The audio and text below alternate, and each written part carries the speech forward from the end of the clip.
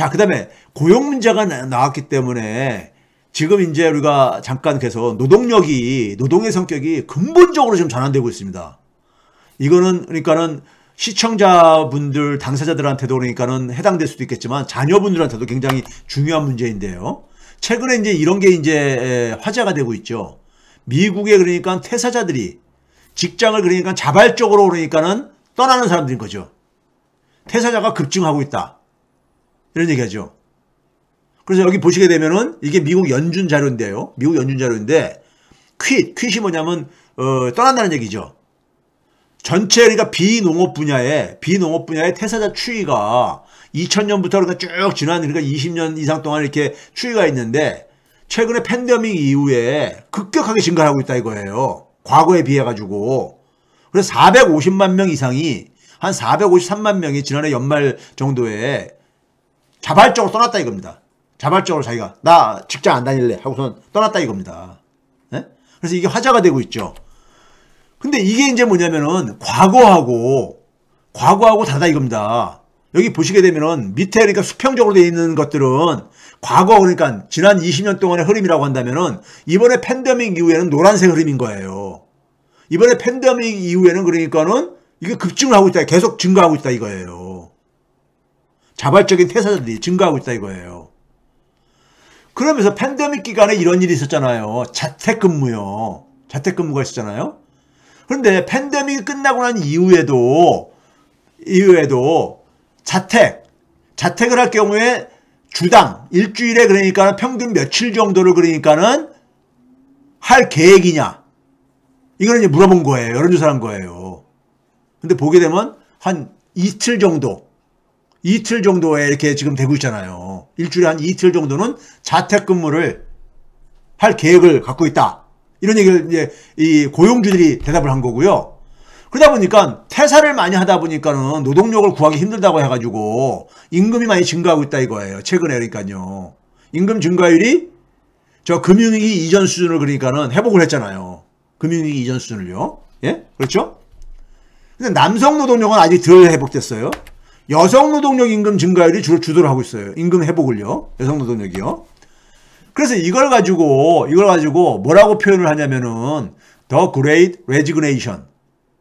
resign이라는 게 이게 그러니까는 사임하다 이런 뜻을 갖고 있잖아요. resign이라는 게 그것의 명사형으로 resignation이라는 것이 퇴사, 자발적인 퇴사죠.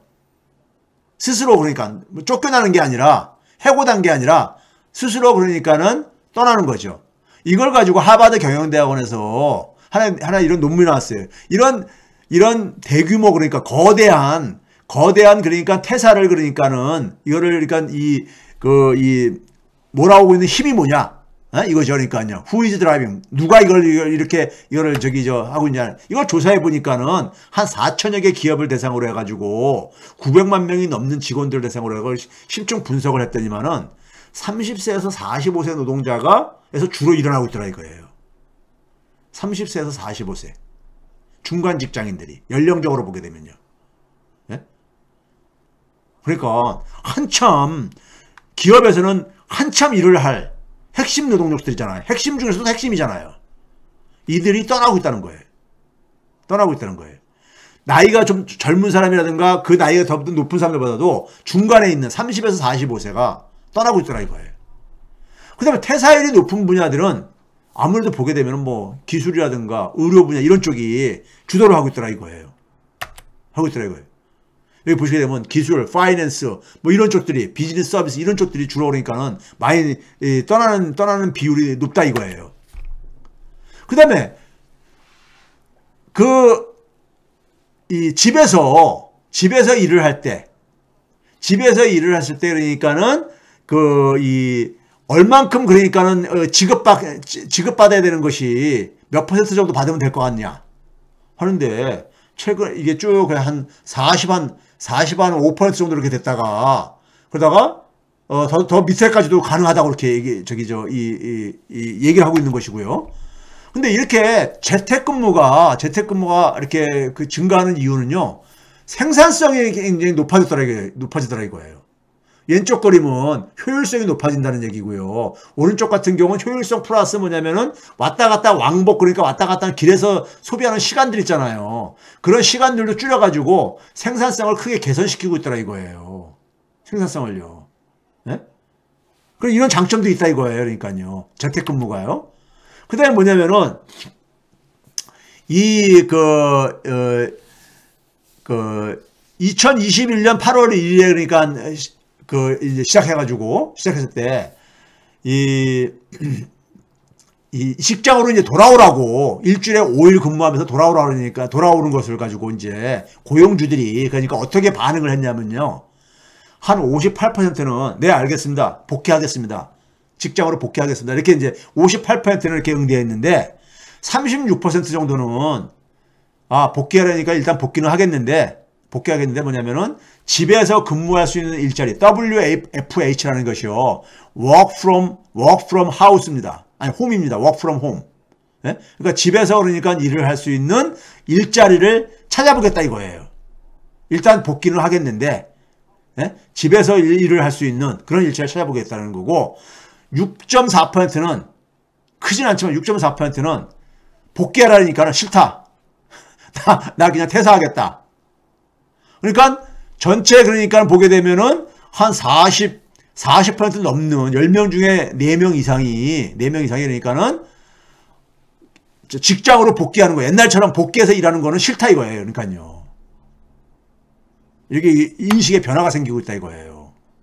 그래서 일주일에 2, 3일 정도는 재택을 하고 싶고 그것의 가치는 뭐냐면 전체 현재 받는 임금 중에서 한 8 내지 한 10%만 받아도 된다 이거예요. 이런 의사까지 보여주고 있는 겁니다. 그 다음에 또 하나는요. 또 하나 이제 그러니까 우리가 이 주목이 되고 있는 것은 뭐냐면은 이게 CNBC에 이제서 나왔던 이제 저건데 The Great Reimagination of Work. 이게 무슨 말입니까? 우리말로 가게 되면요. 거대한 노동에 대한 그러니까 재구상이죠. Imagination. 상상 뭐 이런 거니까는 재구상 뭐 이렇게 번역을 할 수 있겠죠. 여기 보시게 되면은 노동자들의 절반이 자신의 그러니까는 경력을 바꾸고 싶다 이거예요. 지금 이게 뭘 얘기하냐면요. 자기가 좀 하고 싶은 일 하고 싶다 이거예요.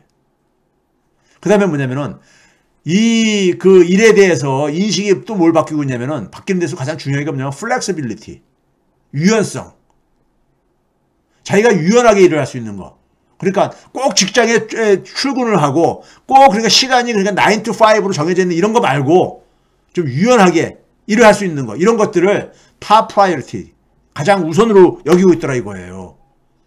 그래서 903명을 가지고 이제 그러니까는 이걸 조사를 해봤어요.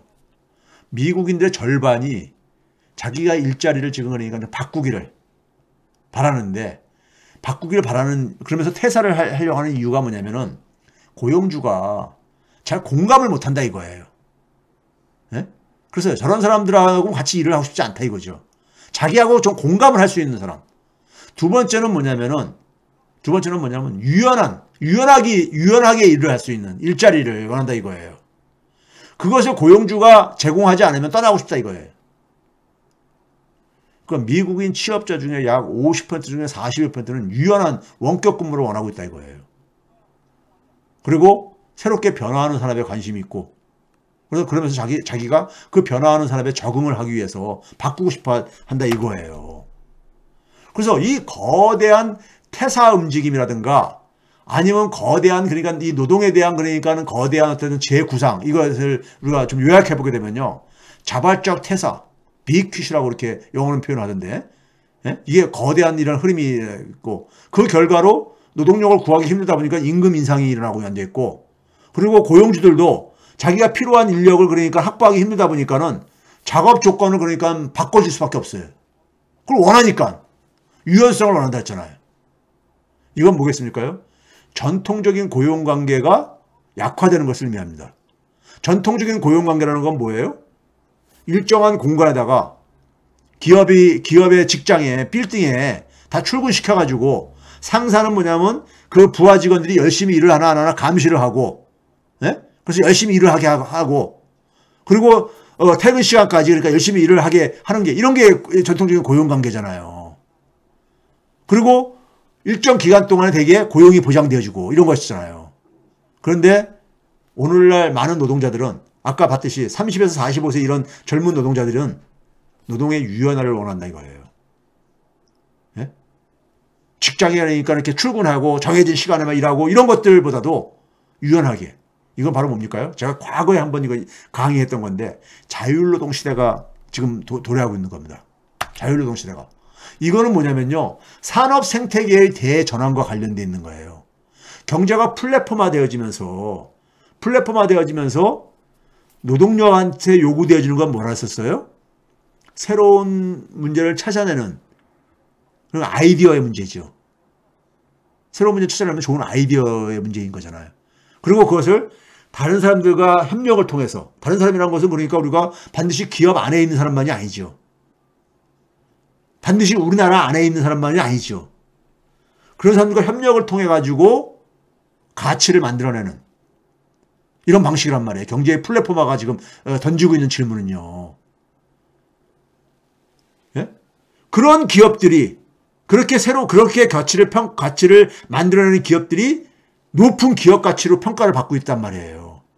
근데 이런 기업들은 일자리를 별로 많은 사람들 고용을 안 하더라 이거예요. 예? 많은 사람들 고용을 안 하더라 이거예요. 근데 기업 가치는 굉장히 높아요. 그래서 전통적인 기업들은 기업 가치가 크면, 즉 주주 가치가 크면은 고용 규모도 컸는데 이 상관성이 깨져버렸더라 이거예요. 거기다가 개별 국가의 경제 규모를 추월한 기업 가치가, 지난번에 얘기했죠. 애플이 그러니까 영국을 추월했다. 영국의 GDP를. 예? 전통적인 경제는요. 국민 경제, 한 나라 중심의 경제 운용이잖아요. 그런데 플랫폼 사업 모델들은 기본적으로 디지털 상에서 사업을 하는 기업들이다 보니까는 디지털 상에서 사업을 하는데 무슨 국경이 필요해요. 그렇죠? 탈국민경제 사업 모델이죠. 국민경제를 벗어나는 사업 모델이잖아요. 그렇죠? 이런 변화들, 이런 거대한 변화들이 지금 일어나고 있는 상황 속에서 노동력은 어떻게 변해야 되는 거냐? 이 문제죠. 예를 들어서 기업 가치를 보면 전통적인 기업의 대표적인 게 제너럴 일렉트릭이잖아요. 제조업체요. 기업 가치가 제가 오늘 확인해 봤으니까 어저께 주가 기준입니다. 구글은 1조 8천억 달러. 요즘 주가가 좀 많이 떨어졌죠. 폭락했죠. 그래도 1조 8천억 달러. 제너럴 일렉트릭은 0.1조 달러. 그러니까 거의 뭡니까? 18배 정도잖아요. 18배 정도. 예? 구글이요. 그런데 고용 규모는 제너럴 일렉트릭이 더 많아. 한 6만 명 정도 더 많아요. 예? 기업 가치는 그러니까 18배나 더 많은데 구글이 제너럴 일렉트릭보다 고용 규모는 오히려 더 적다 이거예요. 6만 명 정도예요. 예? 이렇게 일자리와 관련된 환경들이 엄청나게 변하고 있는데 그동안의 변화, 지난 40년 동안의 변화를 보게 되면요. 80년대에는 뭐냐면은 기술이 발달하면서 반복적인 육체 업무들이 기술에 의해서 대체화되어지면서 줄어들었습니다. 그러다가 90대 후반부터 우리가 소위 말해서 인터넷 혁명이 일어나잖아요. 이때부터는 뭐냐면은 소위 화이트 칼라들이 하는 사무직들이 하는데 매일매일 똑같은 일을 하는 사람들 있잖아요. 출근해가지고. 근데 사무직 일이야. 그런 것들이 프로그램으로 대체가 되지죠. 그 다음에 우리가 세 번째는 2000년대 이후에 플랫폼 사업 모델들이 등장하면서는 뭐냐면은 다양한 일자리들이 그러니까 줄어들죠. 그러니까 예를 들어서 우버가 운전기사를 채용 안 하잖아요. 에어비앤비가 호텔 리어들 뭐 이런 채용할 필요가 없잖아요. 그렇죠?